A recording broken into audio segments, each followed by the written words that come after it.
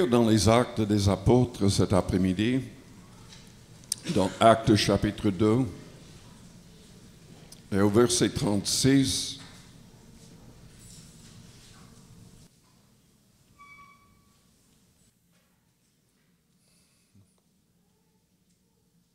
Plutôt le verset 37.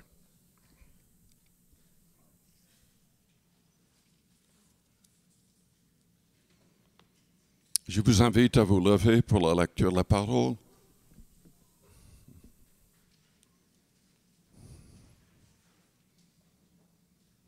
C'est le jour de la Pentecôte.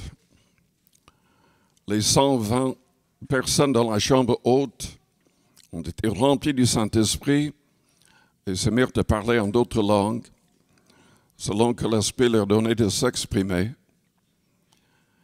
Et les Juifs qui venaient de tous les pays pour la fête de la moisson, la fête de la Pentecôte, entendaient dans leur propre langue les merveilles de Dieu. Une grande foule s'est arrêtée et Pierre a pu prêcher. Après son message, nous lisons, après avoir entendu ce discours, ils eurent le cœur vivement touché. Ils dirent à Pierre et aux autres apôtres, « Hommes, frères, que ferons-nous » Pierre leur dit, « Repentez-vous et que chacun de vous soit baptisé au nom de Jésus-Christ pour le pardon de vos péchés et vous recevrez le don du Saint-Esprit. Car la promesse est pour vous, pour vos enfants et pour tous ceux qui sont au loin, en aussi grand nombre que le Seigneur notre Dieu les appellera. » Et par plusieurs autres paroles, il les conjurait et les exhortait, disant, « Sauvez-vous de cette génération perverse. » Père Céleste, nous te remercions pour ta parole que tu as préservée à travers les âges. Cette parole qui suscite la foi, cette parole qui guérit, cette parole qui chasse les démons. Seigneur, agis au fond de nos cœurs par cette parole. Aide-nous à être des hommes et des femmes, de vrais disciples de ta parole, que nous soyons pleinement attachés à la sainte doctrine, à ta volonté, exprimée par le Christ et ses apôtres dans le Nouveau Testament. Fortifie-nous au nom de Jésus-Christ. Amen. Vous pouvez vous asseoir. Cet après-midi, je voudrais parler de l'importance de comprendre la vraie repentance avant le baptême. L'importance d'abandonner tout péché et de faire Jésus-Christ le Seigneur et le maître de sa vie en suivant tous ses commandements et en suivant son esprit. Il y a des gens qui poussent les personnes nouvelles à se faire baptiser d'eau immédiatement. Et en lisant les Actes des Apôtres, on pourrait avoir cette idée, parce qu'en général, ils ont baptisé les personnes assez vite. Mais ce qu'on oublie, c'est que ces personnes qui ont été baptisées étaient déjà des disciples de la parole. Certains étaient déjà disciples de Jean-Baptiste. C'était le cas à Éphèse. Ils étaient déjà baptisés avec le baptême de repentance, mais non pas selon le commandement du Christ. Nous voyons d'autres cas. Tous étaient des Juifs qui connaissaient déjà la loi de Moïse et qui suivaient le mieux possible cette loi. Dans Actes 10, Pierre a baptisé des non-juifs pour la première fois et rapidement parce qu'en fait, tous ont été baptisés du Saint-Esprit avec le signe de parler en d'autres langues. Même ces non-juifs étaient déjà des disciples dans le contexte de la loi de Moïse. Parce que la Bible dit qu'ils priaient sans cesse et donnaient beaucoup d'aumônes pour aider les pauvres. C'était des gens qui cherchaient véritablement Dieu, qui voulaient être de vrais disciples. Le problème aujourd'hui, c'est que quand nous poussons des personnes nouvelles à se faire baptiser immédiatement, très souvent, trop souvent, ces gens disparaissent. On ne les voit plus. Et en fait, ils ne vivent plus. Ces gens ne vivent pas pour le Christ selon sa parole. Parce qu'en fait, ils ne connaissaient pas la parole. Il est vrai aussi que les disciples eux-mêmes, dans les actes des apôtres, ne connaissaient pas tous les commandements du Christ. J'en ai parlé plusieurs fois récemment. Jésus-Christ a révélé sa volonté, ses commandements petit à petit.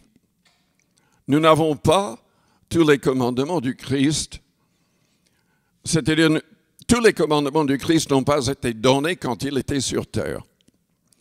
Il a dit lui-même, il a dit à ses disciples dans Jean 16, au verset 12, « J'ai encore beaucoup de choses à vous dire, mais vous ne pouvez pas les porter maintenant. Quand le Consolateur sera venu, l'Esprit de vérité, il vous conduira dans toute la vérité. Car il ne parlera pas de lui-même, mais il dira tout ce qu'il aura entendu et il vous annoncera les choses à venir. Il me glorifiera parce qu'il prendra de ce qui est à moi et vous l'annoncera. » En fait, les commandements du Christ sont dans tout le Nouveau Testament. Ce que ces apôtres ont donné comme enseignement sont en réalité les commandements du Christ révélés par le Saint-Esprit. Quand vous lisez les Actes des Apôtres, ce n'était pas avant le chapitre 10 que les apôtres comprenaient même que les non-juifs pouvaient être sauvés sans passer par le judaïsme. Le Saint-Esprit a révélé à Pierre, à Paul et à tous dans leur concile, dans Acte 15, qu'ils ne devaient plus suivre tout ce qui venait de la loi de Moïse. Déjà, Jésus-Christ même, dans son enseignement sur terre, soulignait cela. Dans Matthieu 5, il a changé la loi, ou a perfectionné la loi de Moïse 5 fois. Sa position par rapport au divorce et du remariage était complètement différente de ce que Moïse avait dit. Jésus-Christ est contre le divorce et le remariage. Et peut-être que je devrais même vous lire un passage qui souligne cette réalité. Parce qu'aujourd'hui, dans les églises, l'enseignement n'est pas parfait, loin de là. Jésus-Christ a dit, et c'est Paul qui le dit dans 1 Corinthiens 7, mentionnant le Christ. Au verset 10, « À ceux qui sont mariés, il parlait des chrétiens, j'ordonne, non pas moi, mais le Seigneur, que la femme ne se sépare point de son mari. Si elle est séparée, qu'elle demeure sans se marier ou qu'elle se réconcilie avec son mari. Et que le mari ne répudie point sa femme. » Vous pouvez dire tout ce que vous voulez avec les autres passages de la Bible, Et c'est ça le commandement du Christ que nous n'avons pas le droit de changer. Nous trouvons toutes sortes de raisons pour les divorces, les remariages, et il y a des gens qui croient qu'enfin, s'il y a un adultère, on peut divorcer, se remarier, pas selon le passage que je viens de vous lire.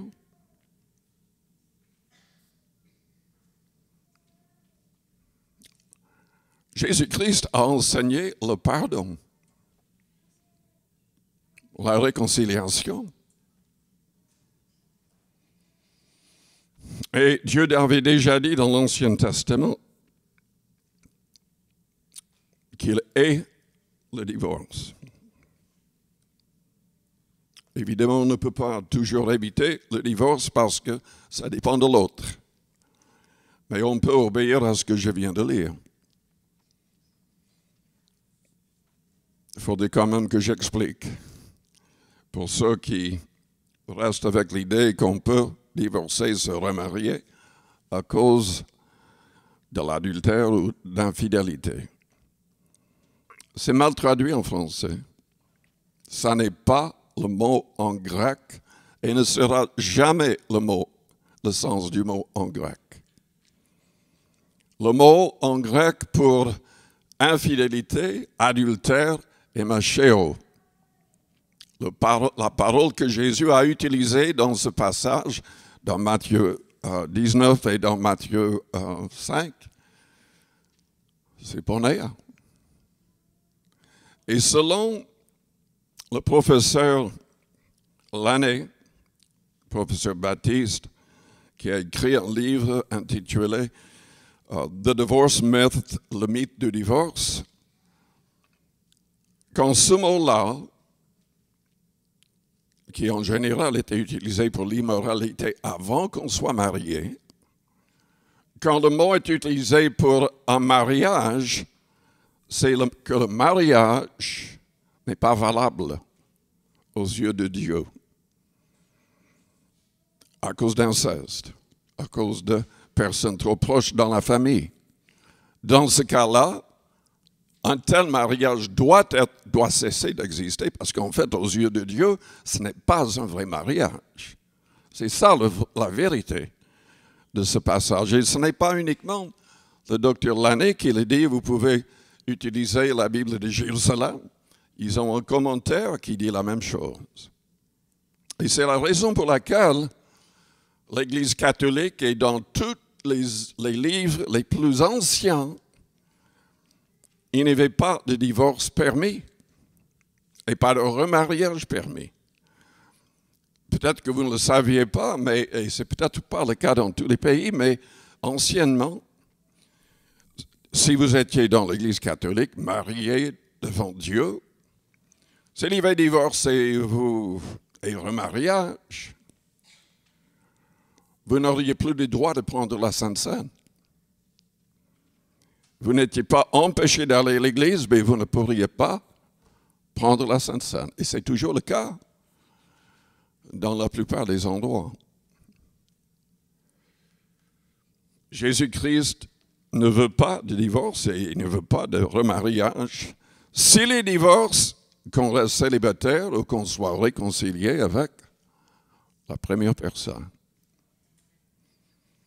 Vous entendez toutes sortes d'enseignements disant le contraire aujourd'hui, mais c'est ça la vérité que je viens de vous dire. Est-ce que vous saviez qu'en Irlande du Nord, qui était catholique, très catholique, c'est uniquement récemment, depuis qu'il y a des gens qui ne sont même pas chrétiens au pouvoir, que les divorces sont permis. Pendant tous ces siècles, aucun divorce n'était permis dans le pays. Aucun. Et certainement pas de remariage. Et ça vient de la Bible, ça vient de ce que le Christ a dit. Vous voulez que je le relise? 1 Corinthiens 7.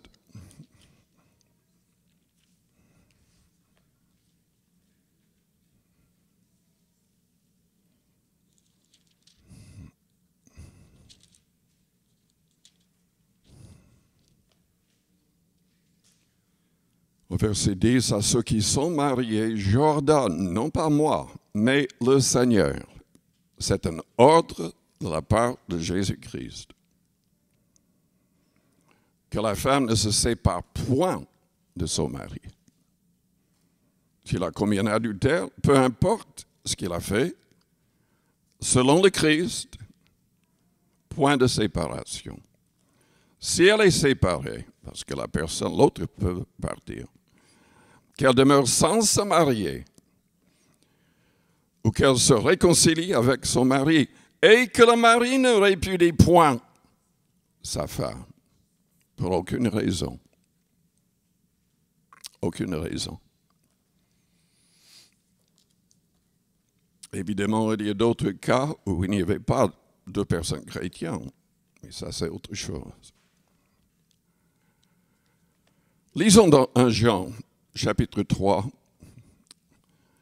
En fait, je ne pensais pas parler du divorce et du remariage. Mais je veux parler de la repentance.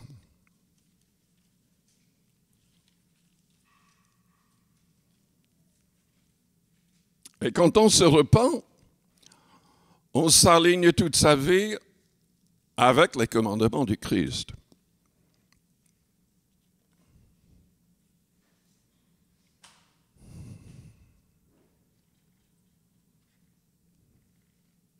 Jésus-Christ, quand il a commencé son ministère, prêchait quoi? La repentance. Quand il a envoyé ses disciples, il prêchait quoi? La repentance. Jean-Baptiste, qui préparait le chemin du Seigneur avant, il prêchait quoi? La repentance. La repentance est un changement de mentalité et de vie total. Ce n'est pas le fait de simplement ajouter un peu de religion à sa vie ancienne. C'est que sa vie doit changer entièrement.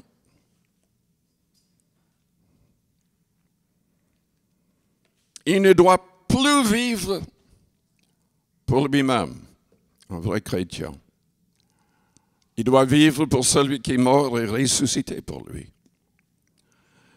Il doit vivre cherchant les âmes, car selon 2 Corinthiens 5, Dieu nous donne un ministère, le ministère de la réconciliation. Et nous devrions dire aux gens du monde, vous avez besoin d'être réconciliés avec Dieu. Vous êtes condamnés déjà dans votre état naturel.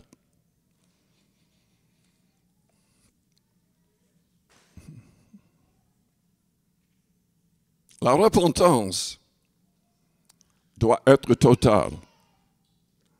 Et c'est la raison pour laquelle nous ne voulons pas baptiser les gens trop vite. Nous voulons nous assurer que les personnes comprennent ce que Dieu demande et s'engagent comme la Bible nous le demande. Parce que ce n'est pas le baptême qui sauve. Les gens veulent pousser le baptême rapidement, mais le baptême ne sauve point. Ce qui sauve, c'est l'engagement du baptême. Selon 1 Pierre, chapitre 3, au verset 21.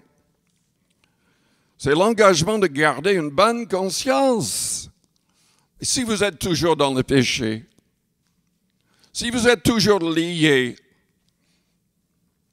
pas quelque chose qui est contre la volonté de Dieu, si vous êtes dans un état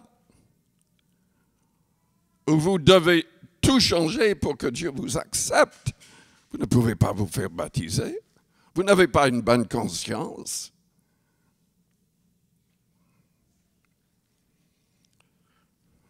Selon la Bible, nous devons abandonner tout péché.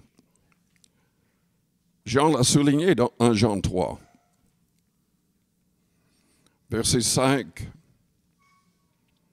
Vous le savez, Jésus est apparu pour ôter les péchés. il n'y a point en lui de péché. Quand vous dites, quand vous chantez que vous voulez être comme Jésus-Christ, comprenez qu'en premier, c'est le fait d'être sans péché. C'est le fait d'obéir à 100% à sa parole, à la direction de son esprit. Jésus-Christ était sans péché. Quiconque demeure en lui ne pêche point. Jésus nous invite dans Jean 15 à demeurer en lui et que sa parole demeure en nous. Il dit que c'est alors que nous serons exaucés dans nos prières et que nous serons efficaces pour gagner les âmes, pour porter du fruit. Je ne veux pas baptiser les gens trop vite parce que il y a des années, je baptisais les gens très vite et on ne les voyait plus. Les gens n'étaient dans aucune église, ne suivaient pas les commandements. Maintenant, si les gens acceptent de se faire baptiser et de suivre tous les commandements, parce que Jésus a dit à ses disciples de prêcher la parole, de baptiser, mais de leur enseigner tout ce qu'il avait donné comme commandement. Même dans ce sens-là, il ne serait pas sage de baptiser immédiatement. Parce que quelle est la preuve que la personne va vraiment suivre si la personne ne connaît même pas ce que Dieu demande? Dans Luc, ou lisons en premier dans Matthieu 10, qu'est-ce que le Seigneur a dit? Au verset 32, « C'est pourquoi quiconque me confessera devant les hommes, je le confesserai aussi devant mon Père qui est dans les cieux. Mais quiconque me reniera devant les hommes, je le renierai aussi devant mon Père qui est dans les cieux. Ne croyez pas que je sois venu apporter la paix sur la terre. Je ne suis pas venu apporter la paix, mais l'épée. Car je suis venu mettre la division entre l'homme et son père, entre la fille et sa mère, entre la belle-fille et sa belle-mère. Et l'homme aura pour ennemi les gens de sa maison. Celui qui aime son père ou sa mère plus que moi n'est pas digne de moi. Celui qui aime son fils ou sa fille plus que moi n'est pas digne de moi. Celui qui ne prend pas sa croix et ne me suit pas n'est pas digne de moi. Celui qui conservera sa vie la perdra, et celui qui perdra sa vie à cause de moi la retrouvera. Dans Luc 14, verset 27, quiconque ne porte pas sa croix et ne me suit pas ne peut être mon disciple. Car lequel de vous, s'il veut bâtir une tour, ne s'assied d'abord pour calculer la dépense et voir s'il y a de quoi la terminer, de peur qu'après avoir posé les fondements, il ne puisse l'achever et que tous ceux qui le verront ne se mettent à le railler, en disant « Cet homme a commencé à bâtir et il n'a pu achever. » Ou quel roi, s'il va faire la guerre à un autre roi, ne s'assied d'abord pour examiner s'il peut, avec 10 000 hommes, marcher à la rencontre de celui qui vient l'attaquer avec 20 000. S'il ne le peut, tandis que cet autre roi est encore loin, il lui envoie une ambassade pour demander la paix. Ainsi donc, quiconque d'entre vous ne renonce pas à tout ce qu'il possède ne peut être mon disciple. Il y a énormément de gens qui sont devenus chrétiens, entre guillemets, qui ne connaissent pas du tout la vraie vie chrétienne, ce que le Christ a enseigné. Avec le jeune homme riche qui passait à côté de la vie éternelle, mais qui demandait ce qu'il devait faire pour saisir la vie éternelle. Qu'est-ce que le Christ lui a dit? Il lui a dit, après avoir parlé de l'importance des commandements, il lui a dit, il y a une chose qui te manque. Vends tout ce que tu as, donne-le aux pauvres et suis-moi. Jésus-Christ a offert une croix à cet homme, mais il ne voulait pas la porter. Il avait de grandes richesses et il ne voulait pas abandonner tout cela pour suivre Jésus-Christ. Mais Jésus-Christ a rendu les choses très, très difficiles.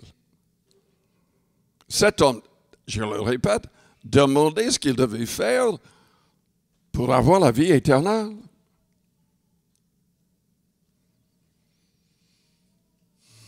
Est-ce que vous êtes prêts à tout donner?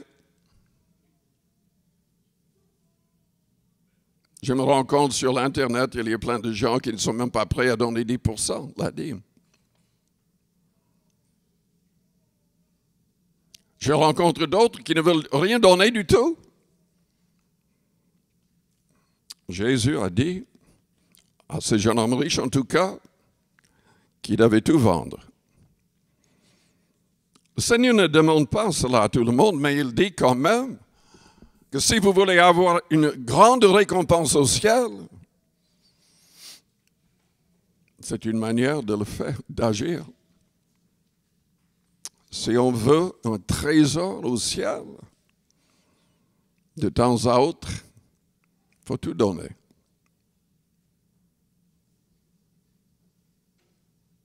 Je parle des pauvres. Mais il faudrait aussi soutenir l'évangélisation du monde parce que ceux qui sont vraiment pauvres sont ceux qui ne connaissent pas le message de l'Évangile et qui ont besoin de l'entendre. Vous voulez être sauvés? Selon l'apôtre Paul, deux choses sont nécessaires. Vous devez garder la foi et une bonne conscience. Dans 1 Timothée chapitre 1er, Paul a souligné en parlant avec Timothée. Et il a mentionné quelques personnes qui avaient fait naufrage par rapport à la foi parce qu'ils n'ont pas gardé cette foi et une bonne conscience. Revenons aux gens qui veulent se faire baptiser immédiatement. En fait, très souvent, quand je leur pose des questions, en fait, ils ne veulent pas faire partie d'une église locale. Pour eux, c'est dépassé tout ça. Ils veulent suivre le Seigneur, pas des hommes. Ils ne veulent rien d'organisé. Ils ne veulent pas être obligés de soutenir qui que ce soit ou quoi que ce soit.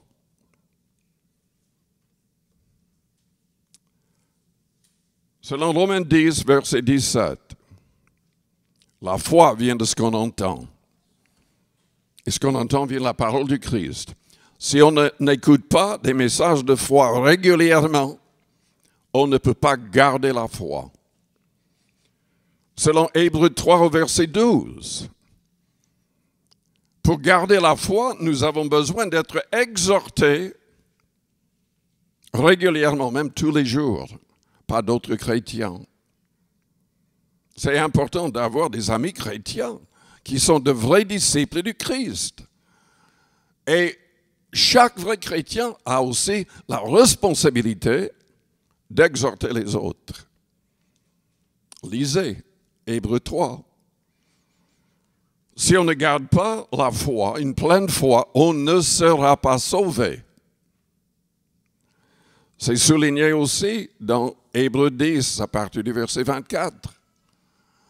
Et la fin du chapitre parle de ceux qui tombent si bas parce qu'ils ne sont pas restés dans les assemblées. Ils n'ont pas accepté de veiller sur les autres. Ces gens sont tombés si bas spirituellement que plus personne ne peut les relever. Si les gens ne comprennent pas tout cela, avant de se faire baptiser, ils vont échouer. Jésus a dit qu'il faut compter le prix à payer avant de s'engager.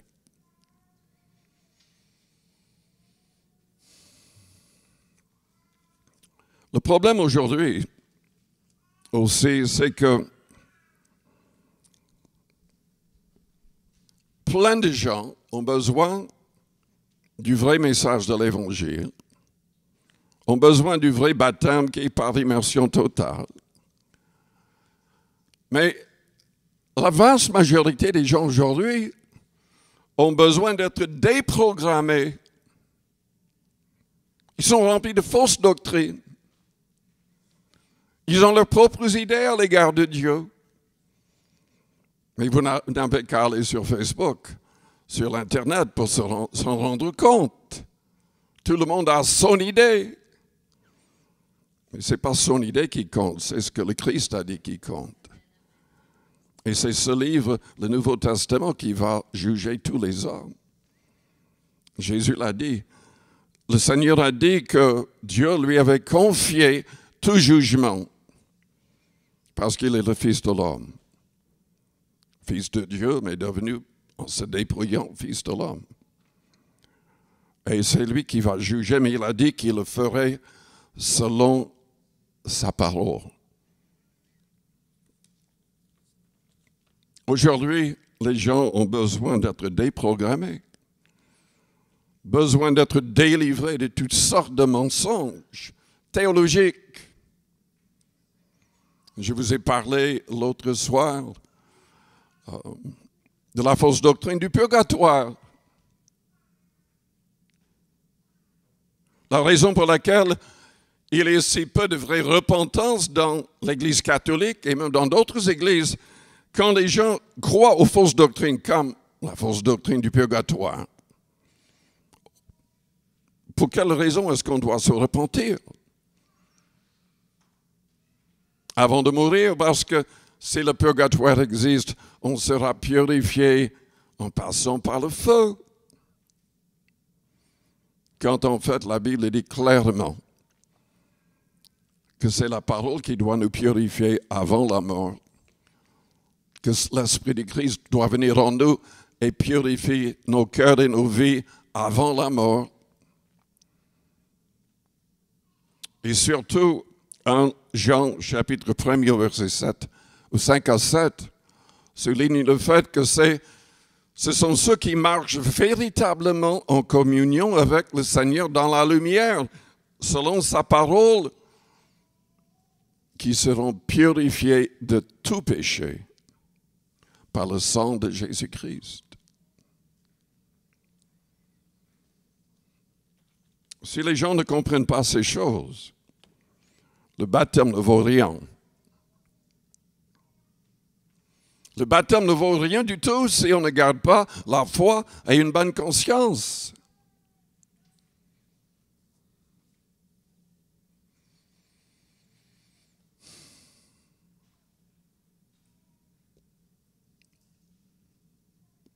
Une personne n'a pas le droit de se faire baptiser, qui a toujours de l'amertume dans son cœur, qui ne veut pas pardonner aux autres. Jésus-Christ nous a ordonné d'aimer et de faire du bien, de prier même pour nos ennemis. Si on ne le fait pas, nous ne serons jamais pardonnés par Dieu. C'est souligné à maintes reprises. Jean-Baptiste ne baptisait personne qui ne manifestait pas par une vie vraiment changée qu'il y avait de la vraie repentance.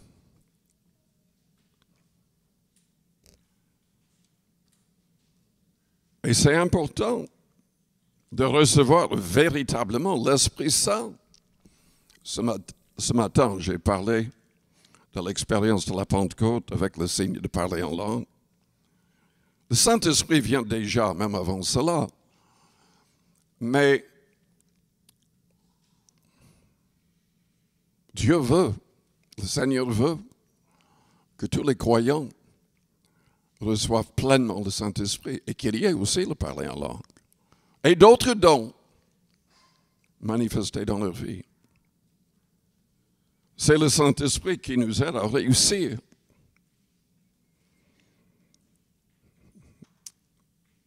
Et ça, on peut recevoir la plénitude de l'Esprit même avant le baptême d'eau.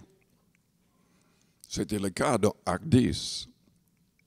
Et je parlais avec un autre pasteur. Lui, il veut que tous soient baptisés du Saint-Esprit avant de les baptiser d'eau. Et c'est le cas dans son Église, selon lui.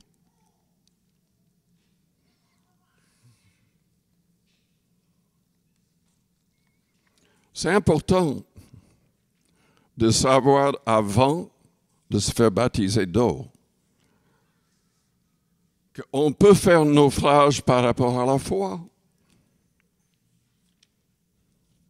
On peut tout perdre. Selon l'Ancien Testament, le Saint-Esprit peut même devenir notre ennemi. À une certaine époque, il est devenu l'ennemi des Israélites. Dans Jean 15, Jésus disait que nous devons porter du fruit. Nous devons devenir des gens qui cherchent les âmes, qui gagnent des âmes. Celui qui demeure en moi et en qui je demeure porte beaucoup de fruits, car sans moi, vous ne pouvez rien faire. Si quelqu'un ne demeure pas en moi, il est jeté dehors, comme le sarment, et il sèche. Puis on ramasse les sarments, on les jette au feu et ils brûlent. C'est très clair comme avertissement. Pierre était très clair aussi dans sa deuxième lettre, au chapitre 2. Si une personne se fait baptiser, s'engage en apparence avec le Seigneur et ne suit pas tout ce que je viens de dire, ne persévère pas, cette personne sera pire qu'avant sa soi-disant conversion. Pire.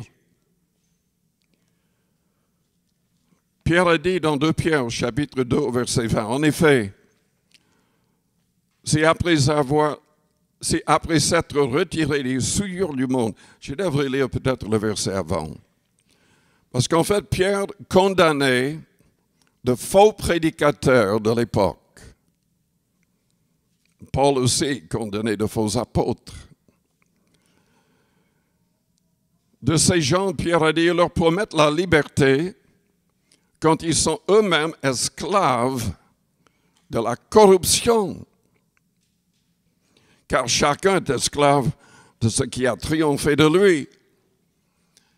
Mes amis, on doit être libérés par la parole, par le Saint-Esprit du Christ avant de se faire baptiser.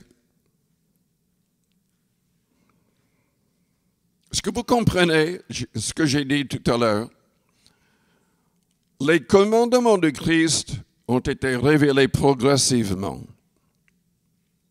Dans Acte 15, quand il y avait ce concile, pour les non-juifs, les apôtres ont décidé de leur dire simplement d'éviter l'impudicité et certains aliments, de ne pas manger ou de boire du sang. Il n'y avait pas grand-chose d'autre mentionné. Et il y a des gens qui lisent cela et disent, enfin, c'est tout ce qu'il faut faire. Ce n'est pas nécessaire de donner de l'argent. Ce n'est pas nécessaire de faire tout ce qui est mentionné dans le reste de la Bible.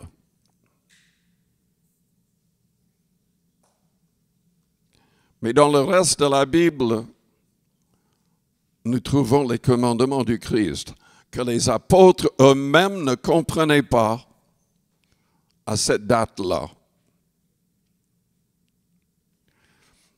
Les disciples, avant le chapitre 10, ne savaient même pas que les non-juifs pouvaient être sauvés sans passer par le judaïsme. Ils baptisaient les gens dans le judaïsme, qui étaient déjà dans le judaïsme comme disciples, parce que dans leur tête, tout ce qui était nécessaire était de reconnaître que Jésus était le Messie. Ils ne comprenaient pas grand-chose d'autre.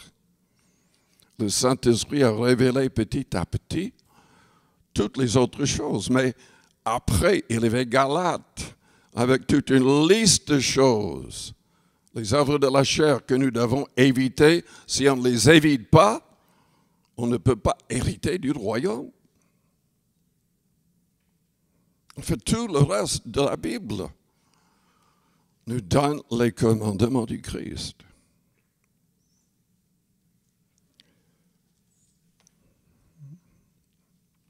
En effet, c'est après s'être retiré des souillures du monde, par la connaissance du Seigneur et Sauveur Jésus-Christ, ils s'y engagent de nouveau et sont vaincus. Leur dernière condition est pire que la première.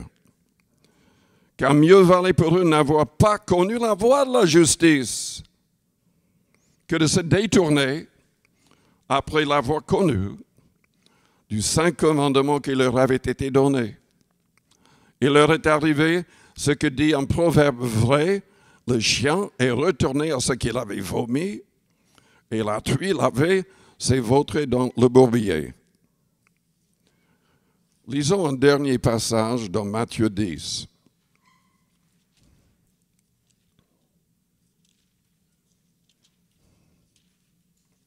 Matthieu 10.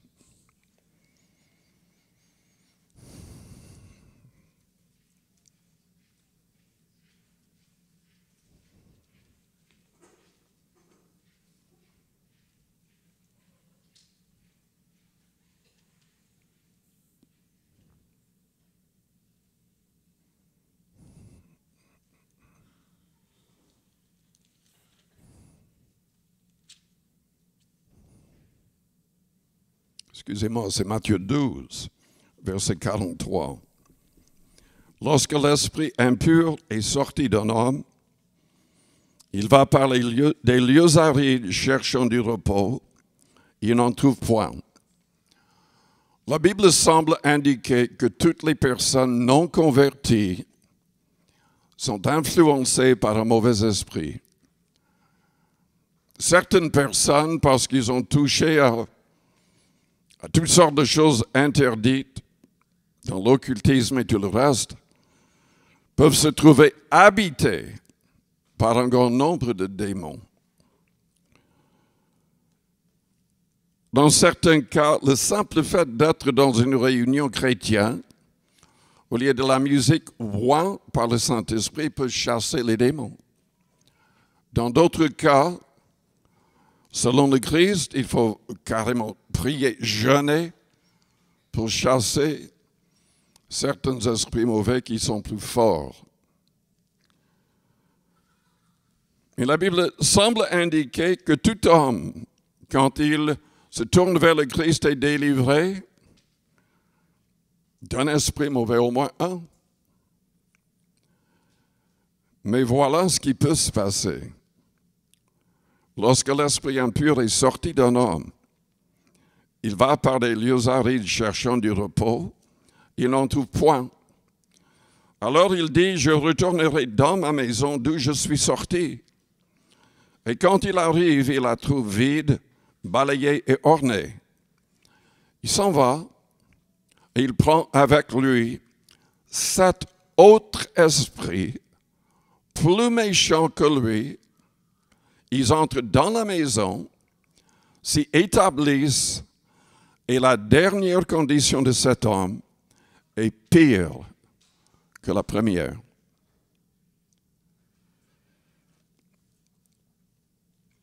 Il n'est pas sage du tout de s'engager avec Dieu si vous n'avez pas l'intention d'aller jusqu'au bout, persévérant, marchant selon ses commandements. Beaucoup de gens se tournent vers Dieu parce que tout va mal.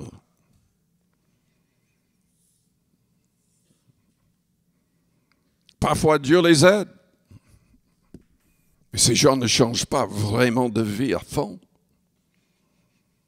Moi, j'ai eu l'occasion de prier avec d'autres pasteurs pour les gens dans les hôpitaux, paralysés, guéris instantanément. Certains ne sont même pas venus une seule fois à l'église. Pas une seule fois. J'ai prié pour d'autres. J'ai prié pour un aveugle qui a été guéri. Il n'est jamais venu à l'église.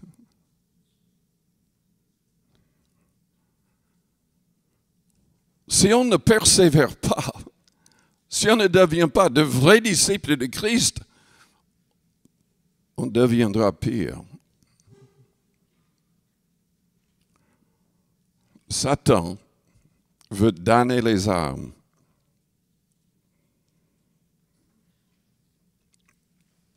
Nous devons vraiment suivre ce que le Christ a dit pour réussir.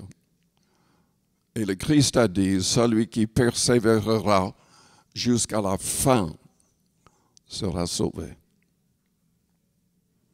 Notre repentance doit être totale et nous devons persévérer, marchant selon ses commandements et selon son esprit, jusqu'au bout, où nous serons pires. Je vous invite à fermer vos yeux, à courber vos fronts, avec les yeux fermés, les fronts courbés.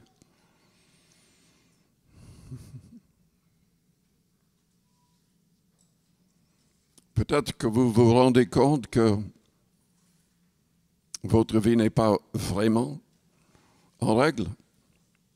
Vous n'êtes pas un vrai disciple du Christ, mais vous voulez le devenir. Vous ne voulez pas être comme les gens que j'ai mentionnés,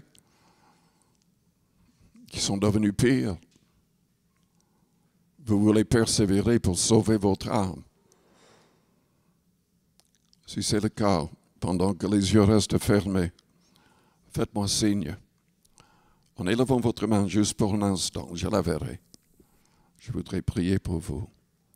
Merci, merci. Oui. Que le Seigneur nous aide tous à persévérer. Que le Seigneur nous aide tous à toujours être de vrais disciples, à toujours haïr le mal et à nous détourner du mal avec son aide. Que nous ne soyons pas esclaves de la corruption, que nous ne soyons pas manipulés par des démons, que nous soyons toujours pleinement sous le contrôle de l'Esprit Saint du Christ. Père Céleste, je prie pour toutes les personnes qui ont élevé leurs mains. Je prie pour toutes les personnes dans la salle. Aide-nous tous à persévérer. Purifie-nous. Sanctifie-nous. Je vous invite même à répéter une prière après moi. Que toute l'Église répète la prière.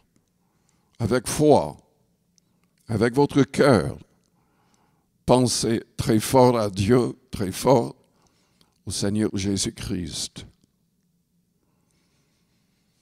Je te remercie, Père, pour le don de ton Fils. Il est mort pour mes péchés, ressuscité pour ma justification. Il est monté en gloire et envoyé le Saint-Esprit.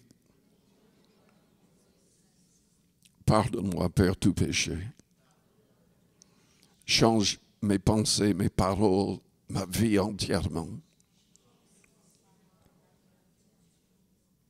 Je désire être un vrai disciple, délivré de tout esprit mauvais,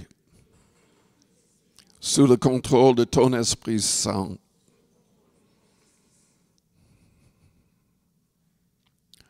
Chasse tout esprit impur.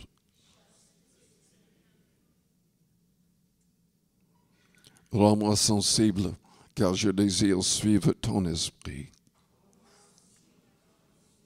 Selon le Nouveau Testament, selon tous tes commandements. Aide-moi à être un modèle de foi et de pureté, un modèle d'amour, rempli de l'amour du Christ par ton esprit.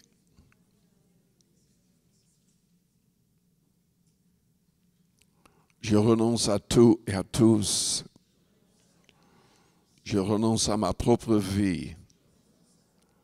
Je veux accomplir ta volonté. Au nom de Jésus-Christ.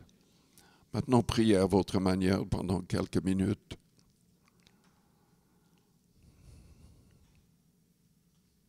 Avec vos propres paroles.